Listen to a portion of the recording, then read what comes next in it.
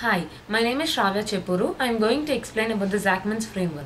The framework of enterprise architecture is two-dimensional classification scheme for descriptive representations of an enterprise. It is in 6 by 6 matrix form.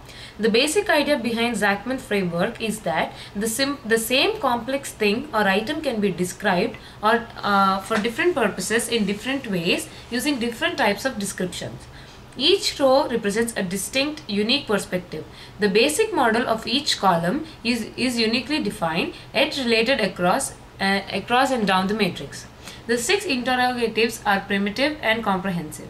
Each row in the data column addresses understanding of and dealing with enterprise's data. Row 1 shows a list of items that concern the company. As you move down the matrix, you move to progressively more rigorous descriptions of the data. Not only are the descriptions more detailed, they are from different perspectives of the owner, designer, builder, operator, etc.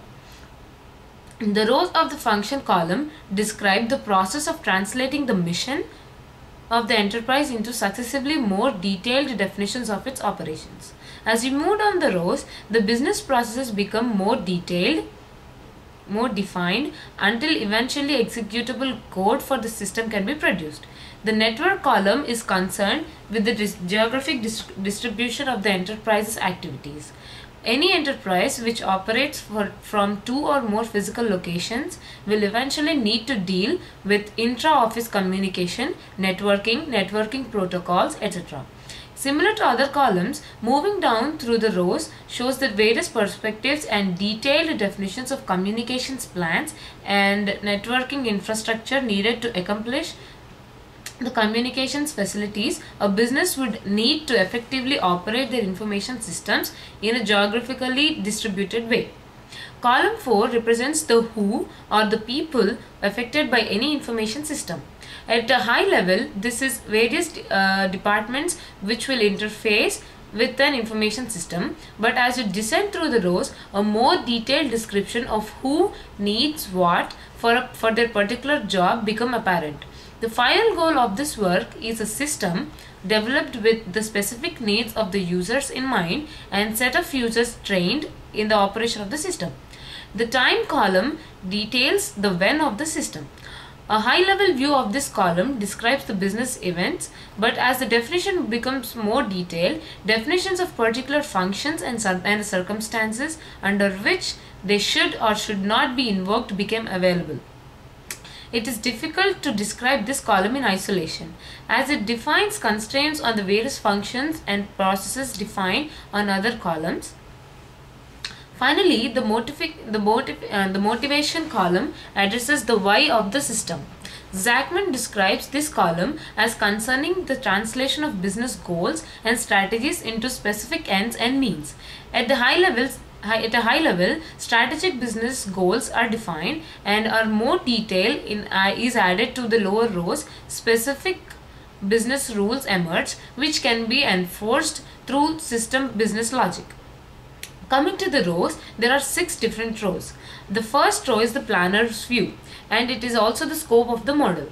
The first architectural sketch is a bubble chart or Venn diagram which depicts in gross terms the size, shape, partial relationships and basic purpose of the final structure. It corresponds to an executive summary for a planner or investor who wants an overview or estimate of the scope of the system, what it would cost and how it would relate to the general environment in which it will operate. And the second row is the owner's view. It is also called the enterprise or business model. The architect's drawings that depict the final building from the perspective of the owner who will have to live with it in the daily routines of the business. They correspond to the enterprise models which constitute the designs of the business and shows the business entities and processes and how they relate. And the third row is the designer's view. It is information system model. The architect's plans are the translation of the drawings into detailed representations from the designer's perspective. They correspond to the system model designed by a systems analyst who must determine the data elements, logical process flows and functions that represent business entities and processes. Coming to the fourth row, it is the builder's view. It is also a technology model. The contractor must redraw the architect's plans to represent the builder's perspective with sufficient detail to understand the constraints of the tools, technology, and materials. The builder's plans correspond to technology models which must adapt the information systems model to the details of the programming languages, input-output devices, or other required supporting technology. And the fifth row is the subcontractor view. It gives the detailed specifications of the model. Subcontractors work from shop plans that specify the details of parts or subsections. These correspond to the detailed specifications that are given to programmers who code individual modules without being concerned with the overall context or structure of the system. Alternatively, they could correspond the detailed requirements for various commercial off-the-shelf or components of modular systems software being procured and implemented rather than built. And the sixth row is the functional enterprise. This gives the actual system view. It gives the data, the network, the function of and the whole view of the system. On the whole, the Zachman framework would seem to provide a sensible way to approach the needs of all players when attempting to build an enterprise information system. The Zachman framework provides the 36 necessary categories of completely describing anything, especially complex things like manufactured goods, constructed structures, and enterprises. An enterprise example, the appliances, the buildings, and the organizations and all of its goals, people and technologies. Thank you so much.